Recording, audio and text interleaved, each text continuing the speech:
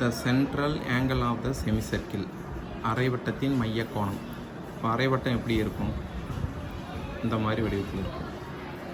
அப்போது இங்கே இதனுடைய மைய கோணம் எத்தனை டிகிரி இருக்குதுன்னு பார்த்தீங்கன்னா 180 டிகிரி இருக்கும். இதுவே வந்து பார்த்திங்கன்னா ஒரு கால் வட்டத்தில் எத்தனை டிகிரி இருக்குதுன்னு பார்த்தீங்கன்னா 90 டிகிரி. இதுவே வந்து ஒரு முழு வட்டத்தில் எத்தனை டிகிரி இருக்குதுன்னு பார்த்தீங்கன்னா 360 டிகிரி இருக்கும். மையத்தில் அமைஞ்ச புள்ளியை சுற்றி 360 டிகிரி இருக்கும். ஸோ இப்போ இந்த அரைவட்டத்தின் மைய கோணம் என்னென்னு கேட்டிருக்காங்க.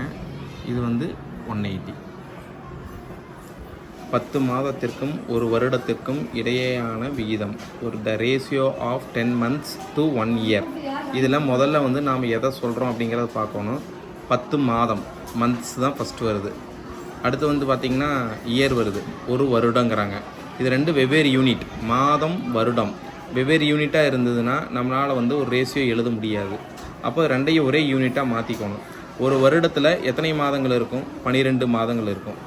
இப்போ 10 மாதங்கள் அப்படியே கொடுத்துருக்காங்க, அதை அப்படியே எழுதிக்கலாம். அப்போ 10 மாதங்கள் 12 மாதங்கள் இப்போ ஒரே யூனிட்டாக மாறிடுச்சு. மாதங்கள். இப்போ இதை சிம்பிளிஃபை பண்ணணும். சிம்பிளிஃபை பண்ணுறதுக்கு இது என்னுடைய பின்ன வடிவில் எழுதுகிறோம். 10/12. இந்த இரண்டு நம்பருமே எந்த வாய்ப்பாட்டில் வரும்? இரண்டாம் வாய்ப்பாட்டில் வரும். அப்போ இரண்டாம் வாய்ப்பாட்டால் நம்ம சுருக்கும் போது நமக்கு என்ன விடை கிடைக்கும்? I2 10, R2 12. இந்த ரெண்டு நம்பருமே இனி வேறு எந்த வாய்ப்பாட்லையும் ஒட்டுக்கா வராது, ஒன்றாம் வாய்ப்பாட்டை தவிர. ஸோ இதனுடைய விடை முடிஞ்சிருச்சுன்னு அர்த்தம். ஸோ இது வந்து பின்ன வடிவத்தில் மீண்டும் நாம் வந்து ரேஷியோ ஃபார்மில் எழுதிக்கிறோம் 5:6. ஸோ விடை வந்து 5:4, என்ற புள்ளி இடம்பெறக்கூடிய கால் பகுதி எது? The point 4, -8 lies in the quadrant. இப்போ குவாட்ரண்ட்டை பற்றி நாம் தெரிஞ்சுக்கிறதுக்கு நாம் வந்து கிராஃப் ஷீட்டை ஞாபகத்தில் எடுத்துக்கணும். கிராஃப் ஷீட்டில் ஆன்டி கிளாக் வைஸில் வரணும். இந்த பகுதியில் இருந்து ஸ்டார்ட் பண்ணணும். இது ஃபஸ்ட் குவாட்ரண்ட்டுன்னு சொல்லுவாங்க, இது செகண்ட் குவாட்ரண்ட்டும்பாங்க, இது தேர்ட் குவாட்ரண்ட்டும்பாங்க, இது ஃபோர்த்து குவாட்ரண்ட். முதல் கால்வட்ட பகுதி, இரண்டாம் கால்வட்ட பகுதி, மூன்றாம் கால்வட்ட பகுதி, இது நான்காம் கால்வட்ட பகுதி. இப்போ வந்து பார்த்திங்கன்னா இந்த கிராஃப் ஷீட்டில் நாம் இங்கே போகும்போது பார்த்திங்கன்னா இது XH, இது YH.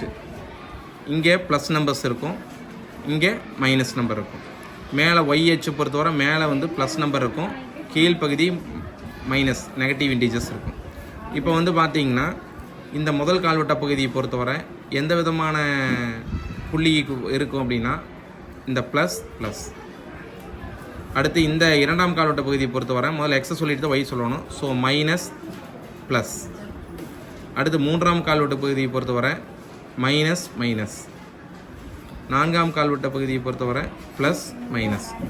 ஸோ இப்போ கேள்வியில் பார்த்தீங்கன்னா 4, -8 அப்படின்னு சொல்லி ஒரு நம்பர் கொடுத்துருக்காங்க இல்லையா? இந்த ரெண்டு XHஐ குறிக்கக்கூடியது முதல் நம்பர், இந்த இரண்டாவது எண் வந்து YHயில் குறிக்கக்கூடியது.